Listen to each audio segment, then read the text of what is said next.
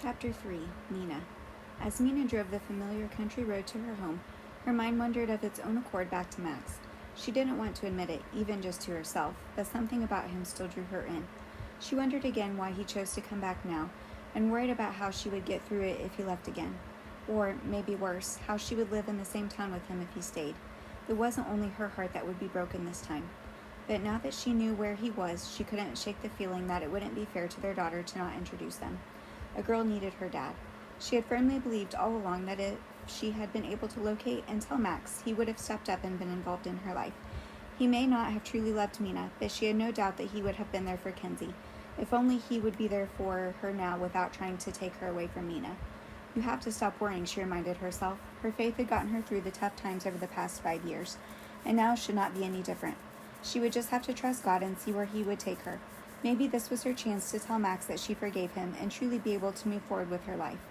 Though she had thought of him less and less over the past 5 years, he still did intrude on her thoughts more often than she would have liked. There really wasn't anything surprising about that. She had been loving Max Morgan in one way or another since he transferred to their school when they were just 10 years old. Maybe this chance for closure would put those thoughts, those what-ifs, to rest. Was that what she really wanted, though, to move on from him? Her heart told her there was a reason she hadn't signed the divorce decree, even if her head didn't want to listen to it. Her heart aside, she did want her little girl to have her daddy in her life. It wasn't like she hadn't tried to find him when she found out she was pregnant with their child. Sure, she could have been bitter and kept the fact hidden. She wasn't that kind of person, though. That would not have been fair to Max or to their child. They had talked often of having children in the future before he ran out on their marriage. Still, even with his leaving their marriage in shambles, she had no concerns that he would be a good dad if she could get over her fears and let him be involved. As she thought over these things, she heard a loud pop and a cloud of smoke erupted from under the hood of her car. Mina let out a yelp and fought the steering wheel for control. Somehow she managed to get to the side of the road and shut the engine off. She let it set for a couple of minutes before she turned the key, praying that the engine would turn over. Maybe it wasn't as bad as it seemed. Surely smoke coming out from under the hood wasn't always bad, right? The sound of the engine refusing to turn over begged to differ. She sat in stunned silence, absorbing what had just happened. Then she let out a frustrated groan and let her forehead plunk down against the steering wheel in exasperation. The car had been on its last leg, or wheel, for a while. She could not afford car repairs right now, though. Resigning herself to the fact that her car may have just bit the dust, she stepped out of the vehicle and lifted the hood. Smoke enveloped her in a big cloud and caused her to cough. Okay, that was not a good sign. After she waved it away, she used what little light remained of the quickly fading day to inspect the damage.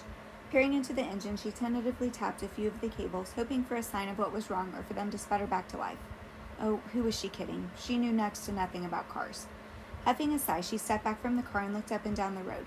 No one was in sight. She was in a heavily wooded area of the town, and there were no houses close by. Well, if that didn't put the icing on this less than stellar cake of a night, she didn't know what would. Mina walked back around to her open driver's side door and retrieved her cell phone from inside the car. She hated the thought of calling Pete and disrupting his family time with the kids, but she had no one else to call. She could only imagine what the sitter would charge if she called her. Verna would likely already be in bed, and she wouldn't be able to hear the phone ring if she was. She supposed she could call the police department to see if an officer was nearby and could give her a lift. Maybe it would be Luke. Then she remembered who the new chief was and quickly squashed that idea. He had still been in uniform at the diner, so was probably the one on duty. No, she did not want him to see any side of her other than the put-together, she had her life all under control side. Pete it was then. She looked down at the dark screen and pushed the button on the side of it to turn it on. She didn't usually turn it off, so she had a sinking feeling that the black screen was another bad sign. Nothing. The screen remained black and Mina's side again. Seems like she was doing that a lot tonight.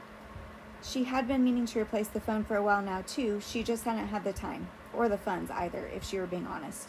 Well, that's that then. She had no choice but to start walking and pray someone would come down the road, or she would come upon a house soon. Walking alone down a creepy dirt road with no cell phone in the middle of nowhere, between town and her cabin. What could go wrong? Before she got far, she heard a rustling sound from the tree line and on the other side of the car.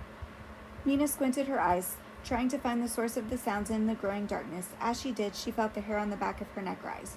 Don't be paranoid, Mina. It's probably just a startled rabbit. The thought did nothing to calm her, not with everything that had been going on over the past couple of weeks.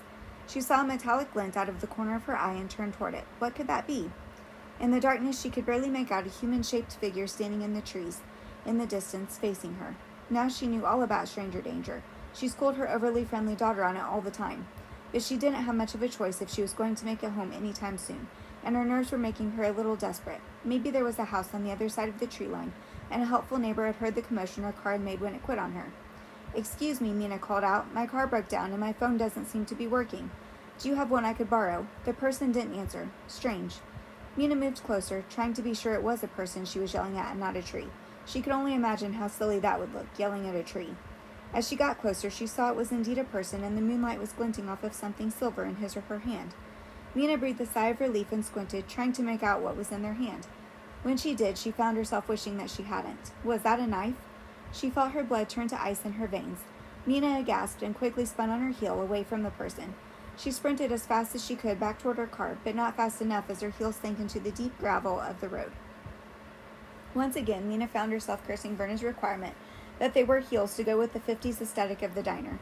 As she ran, she felt a hand grab her hair and yank her backward.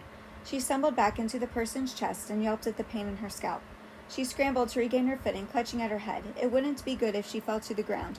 He would for sure have the upper hand then, not that he didn't already. He gave her hair another jerk, causing her to lurch backward into his chest again, quickly erasing the minimal distance she had managed to get between them. He circled his arms around her and put the knife against her throat. Mina felt the tip pierce her skin and smelled his rancid breath on her, grazing her cheek.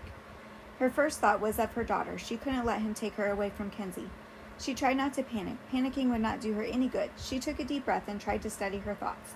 What did they teach her in that self-defense class? She took her elbow and rammed it back into her attacker, feeling satisfied when it landed home somewhere in the vicinity of his gut.